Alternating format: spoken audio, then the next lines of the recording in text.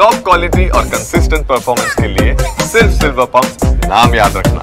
ಹೀಗೆ ಮಣಿಧರ್ ಸಿಂಗ್ ಅವರ ವಾದಕ್ಕೆ ಪ್ರತಿವಾದಿಯಾಗಿ ಇಲ್ಲಿ ಸರ್ಕಾರದ ಪರ ಹಿರಿಯ ವಕೀಲ ಕಪಿಲ್ ಸಿಬಲ್ ವಾದವನ್ನ ಮಂಡಿಸಿದ್ದರು. ಸಿಬಿಐ ಕೇಂದ್ರ ಸರ್ಕಾರದ ಹಿಡಿತದಲ್ಲಿದೆ ಅಂತ ವಾಗ್ದಾಳಿಯನ್ನ ನಡೆಸಿದ್ರು. ಹೀಗಾಗಿ ಸಿಬಿಐ ಅನ್ನ ನಾವೊಂದು ಸ್ವತಂತ್ರ ತನಿಖಾ ಸಂಸ್ಥೆ ಅಂತೇಳಿ ಅಲ್ಲೂ ಕೂಡ ಕನ್ಸಿಡರ್ ಮಾಡೋಕ್ಕಾಗಲ್ಲ ಅನ್ನುವಂಥ ವಿಚಾರವನ್ನ ಹೇಳಿದರು. ಏನೇನು ಹೇಳಿದ್ರು ಕಪಿಲ್ ಸಿಬಲ್ ಬನ್ನಿ ಕೇಳೋಣ.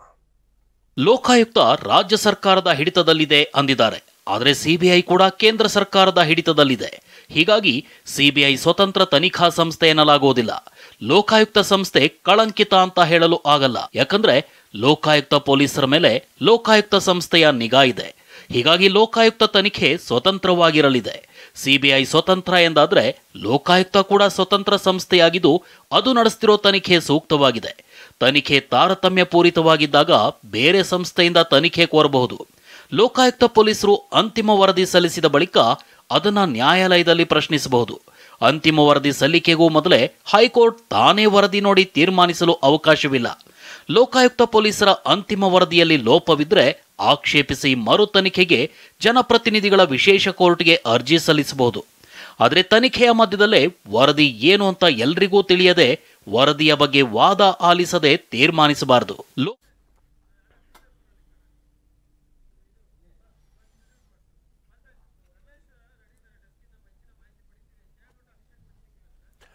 ಇದು ಬಹಳ ಇಂಟ್ರೆಸ್ಟಿಂಗ್ ಆಗಿರುವಂಥ ವಾದ ಪ್ರತಿವಾದ ನಡೆದಿರುವಂಥದ್ದು. ನಮ್ಮ ಜೊತೆಗೆ ಇದಕ್ಕೆ ಸಂಬಂಧಪಟ್ಟ ಹಾಗೆ ಹಿರಿಯ ವರದಿಗಾರರಾಗಿರುವಂತಹ ರಮೇಶ್ ಅವರು ಕೂಡ ಜಾಯಿನ್ ಆಗ್ತಾರೆ.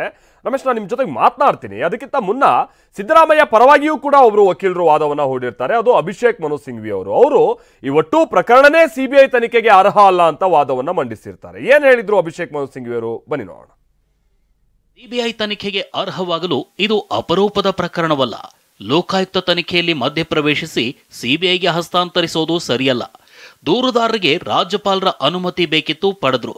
ಮೊದಲಿಗೆ ಲೋಕಾಯುಕ್ತ ಪೊಲೀಸರ ತನಿಖೆ ಕೋರಿದ್ರು. ತನಿಖೆ ಆಗೋ ಮೊದಲೇ ಸಿಬಿಐ ತನಿಖೆ ಕೇಳ್ತಿದ್ದಾರೆ. ಲೋಕಾಯುಕ್ತ ಪೊಲೀಸರ ತನಿಖೆಯ ಲೋಪವೇನು ಅಂತ ಹೇಳಿಲ್ಲ. ಆರೋಪಿ ಸ್ಥಾನದಲ್ಲಿ ಸಿಎಂ ಇದ್ದಾರೆ, ಸಿಬಿಐಗೆ ಕೊಡಿ ಅಂತಿದ್ದಾರೆ.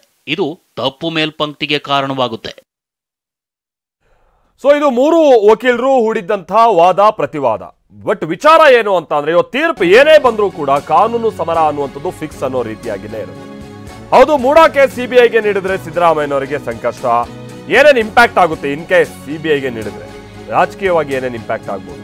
ಒಂದು, ಸಿದ್ದರಾಮಯ್ಯನವರಿಗೆ ಸಂಕಷ್ಟ, ಅವ್ರ ರಾಜೀನಾಮೆಗೆ ಒತ್ತಡ ಹೆಚ್ಚಾಗಬಹುದು. ಸಿಎಂ ಸಿದ್ದರಾಮಯ್ಯನವರು ಮುಖ್ಯಮಂತ್ರಿ ಸ್ಥಾನಕ್ಕೆ ರಾಜೀನಾಮೆ ಕೊಡಬೇಕು ಅಂತ. ಹೀಗಾಗಿ ತೀರ್ಪು ಪ್ರಶ್ನಿಸಿ ಅವರು ಸುಪ್ರೀಂ ಕೋರ್ಟ್ ಮೊರೆ ಹೋಗಬಹುದಾ ಅಂತ ಚಾನ್ಸಸ್ ಕೂಡ ಇರುತ್ತೆ, ಅವಕಾಶ ಇದೆ. ಕಾನೂನು ಹೋರಾಟದ ಆಯ್ಕೆಯನ್ನ ಸಹಜವಾಗಿ ಸಿದ್ದರಾಮಯ್ಯನವರಿಗೆ ಆಲ್ರೆಡಿ ಇಟ್ಕೊಂಡಿದ್ದಾರೆ. ಸಿಬಿಐಗೆ ವಹಿಸೋದಕ್ಕೆ ಹೈಕೋರ್ಟ್ ನಿರಾಕರಿಸಿದ್ರೆ ಅದೊಂದು ಬಿಗ್ ರಿಲೀಫ್ ಇಲ್ಲಿ ಸಿದ್ದರಾಮಯ್ಯನವರಿಗೆ. ಸಿಬಿಐ ವಹಿಸೋದಕ್ಕೆ ನಿರಾಕರಿಸಿದ್ರೂ ಕೂಡ ಈ ಕಡೆ ದೂರುದಾರರು ಯಾರಿದ್ದಾರೆ, ಸ್ನೇಮಯಿ ಕೃಷ್ಣ ಟೀಮ್, ಅವರು ಸುಪ್ರೀಂ ಕೋರ್ಟ್ ಮೊರೆ ಹೋಗುತ್ತೆ.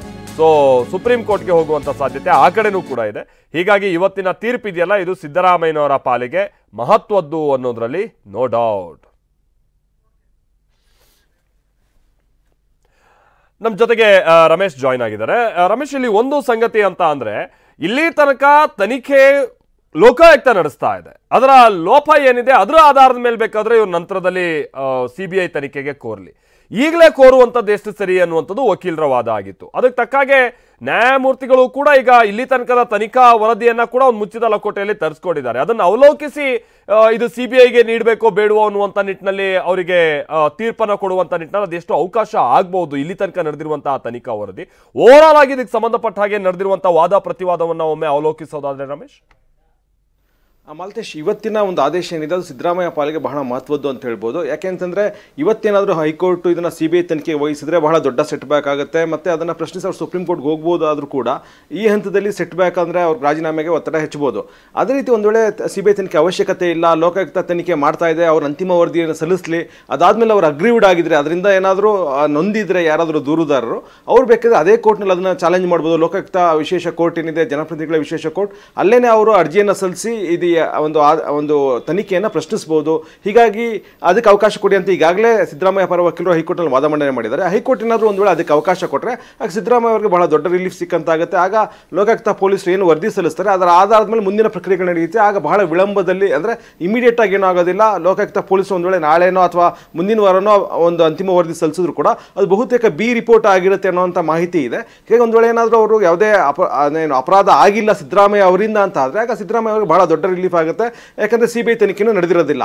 ಒಂದು ವೇಳೆ ಏನಾದರೂ ಹೈಕೋರ್ಟ್ ಸಿಬಿಐ ತನಿಖೆಗೆ ವಹಿಸಿದ್ರೆ ಮಾತ್ರ ದೊಡ್ಡ ಸಮಸ್ಯೆ ಆಗುತ್ತೆ. ಜೊತೆಗೆ ಈಗಾಗಲೇ ಇಡಿ ಕೂಡ ತನ್ನ ವರದಿಯಲ್ಲಿ ಸಿದ್ದರಾಮಯ್ಯ ಅವರ ಪಾತ್ರ ಇದೆ ಒಂದು ಅಕ್ರಮ ಹಣ ವರ್ಗಾವಣೆ ವಿಚಾರದಲ್ಲಿ ಅನ್ನೋದನ್ನು ಉಲ್ಲೇಖ ಮಾಡಿರೋದ್ರಿಂದ ಮುಂದಿನ ಹಂತದಲ್ಲಿ ಅಂದರೆ ಸುಪ್ರೀಂ ಕೋರ್ಟ್ಗೆ ಹೋದ್ರೂ ಕೂಡ ಈ ಅಂಶ ಕೂಡ ಅಲ್ಲಿ ಪ್ರಸ್ತಾಪ ಆಗ್ಬೋದು.